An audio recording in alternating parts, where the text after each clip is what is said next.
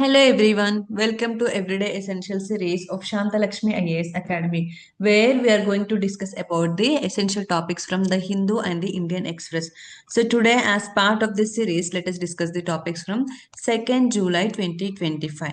In this series, first we are going to discuss about the ELI scheme, that is the Employment Linked Incentive Scheme, and second about the CARA, that is Central Adoption Resource Authority, and third about the RDI scheme, which means Research Development and the Innovation Scheme, and fourth about the INS Thamal, and finally Ghana country mapping. So before going to our discussion, the Shantha Lakshmi IAS Academy is offering you a free weekly prelims test series as part of our Elevate Holistic Guidance Program 2026. So this is a prelims test that is based on the 1 week's current affairs. And this test is free for all, and this test is conducted on every Saturday. So you can also enroll for this test, weekly prelims test, and you can track your progress. And for the month of June, weekly prelims test, you can download the 4 weeks weekly prelims test from our Telegram channel, Shantha Lakshmi IAS Academy. And starting with this July 1st week, that is July 1st Saturday, you can directly enroll to this weekly prelims test series, and you can directly write the test and you can track your progress of your preparation. Now starting with our first topic, that is the employment linked incentive scheme. So why we are discussing this? The Union Cabinet approved this scheme, that is the employment linked incentive scheme, with an allocation of this 99,446 crore to support the employment generation. The scheme name itself tells us that it supports the employment generation, mainly focusing on this manufacturing sector. Remember, mainly focusing on this manufacturing sector. So this scheme was announced in the Union Budget 2024 to 2025. What is the purpose?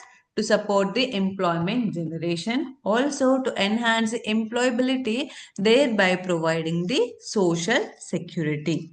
The main objective is to incentivize the creation of more than 3.5 crore jobs in the country over a period of 2 years. Remember, the tenure is this 2 years.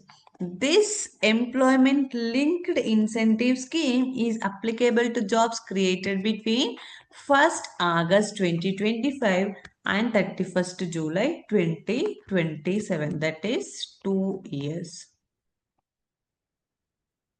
And this scheme will be implemented in the two parts. In the first part, it provides the incentive to first-time employees.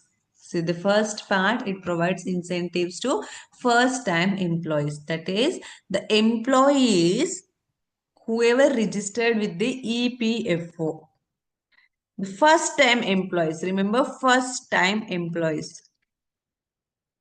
And whoever registered with the EPFO, Employment Provident Fund Organization, and with a salaries up to rupees 1 lakh, will be eligible to be get incentivized under this scheme. So what the government will give for the first time employees who has a salary of up to 1 lakh, they will get the 1 month EPF wage up to rupees 15,000. So this EPF wage of 15,000 will be provided by the government for the first time employees registered under this EPFO.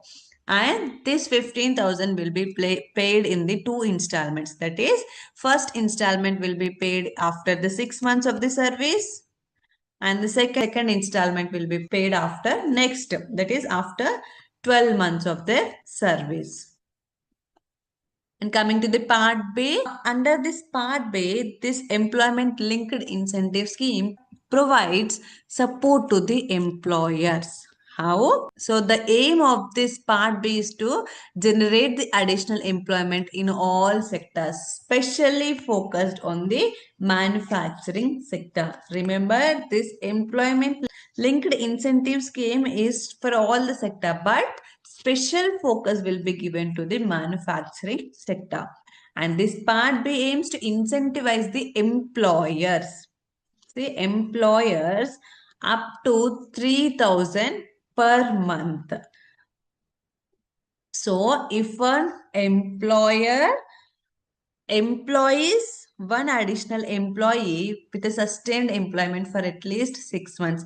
So, here A is the employer and he will employ one. He will give job to one person, that is the employee. And if this employee sustains for a period of 6 months,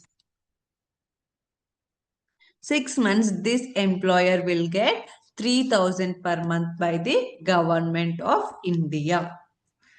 And we already discussed this support will be given for 2 years. But 2 years in all the sectors. But for the manufacturing sector, this support will be extended for the third and the fourth years also. So to get this support from this employment linked incentive scheme, there are conditions for the employers. So what are those conditions? First, the establishments or the companies must be registered with the EPFO. Employment Provident Fund Organization, and the employers must hire at least 2 additional employees.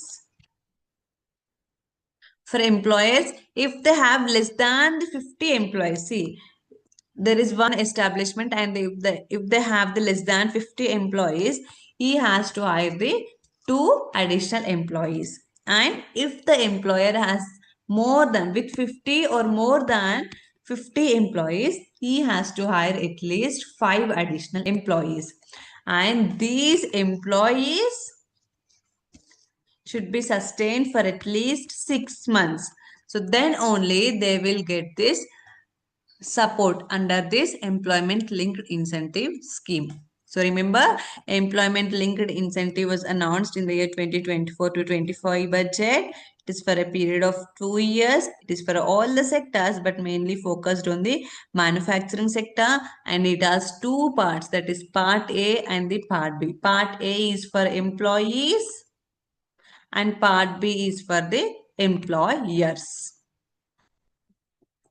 Now moving to a second topic, that is Central Adoption Resource Authority, CARA. So why we are discussing this organization or this authority has clarified that the adoptive parents, so whoever the parents who are adopting those children, need not to give adoption orders, as digitally certified versions sent via email are legally valid and sufficient under these rules. What are those rules?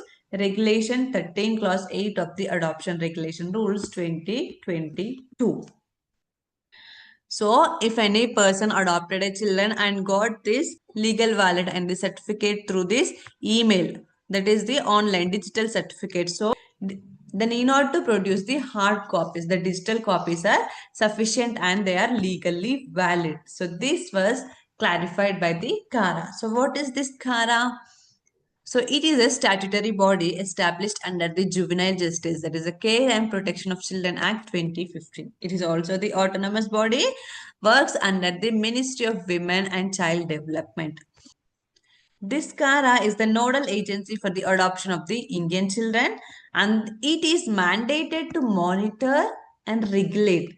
Remember, in country as well as the inter-country adoptions.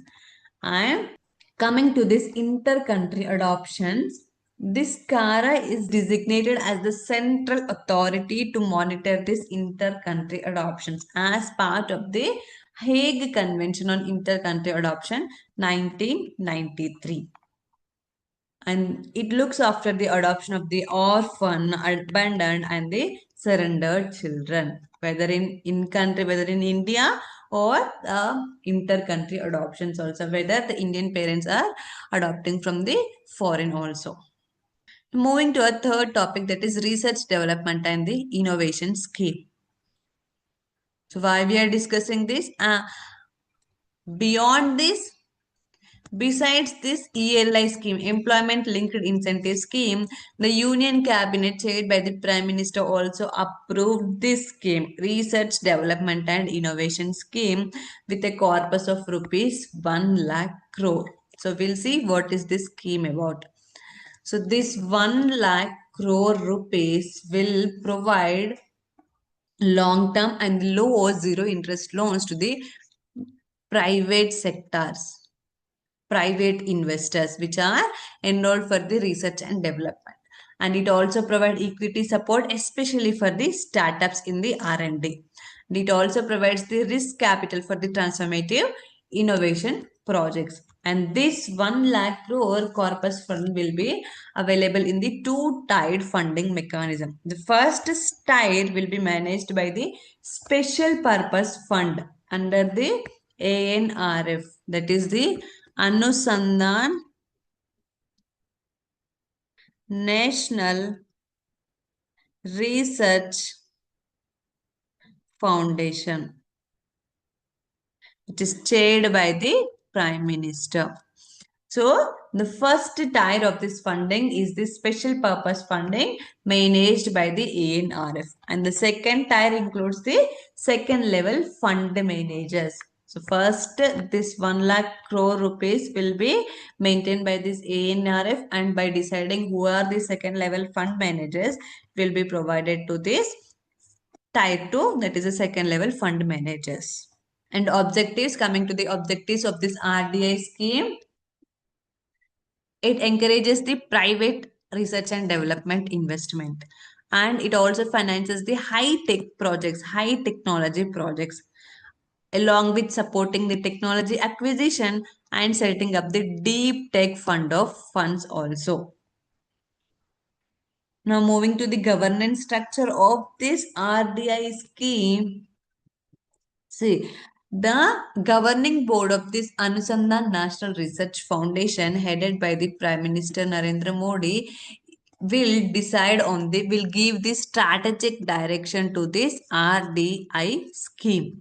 And after this governing board, it includes the executive council of this ANRF, which approves the guidelines and projects, and also it only selects the second level fund managers.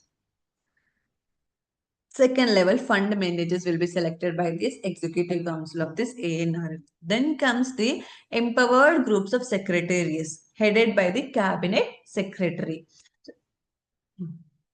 So this group reviews the scheme and approves the sectors, and also includes or modifies any changes with respect to this scheme or the projects.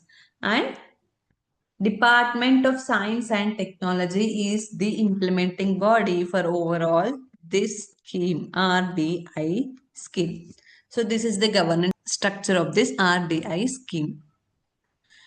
So moving to our fourth topic, that is the INS Tamal. So why we are discussing this? The Indian Navy has commissioned this INS Tamal, which is a Russian manufactured guided missile frigate into the force.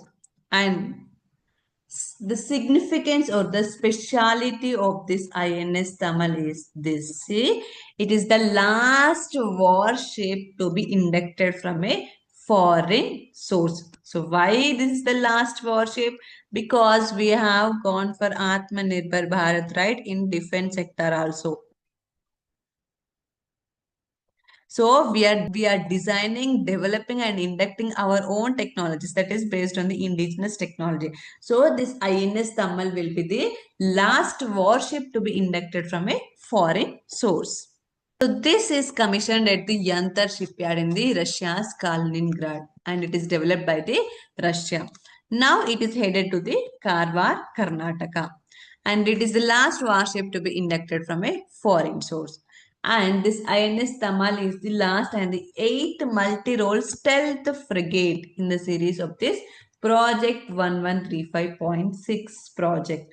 So remember, so this INS Tamal is designed under this Project 1135.6, which is a project to develop the stealth frigate warships.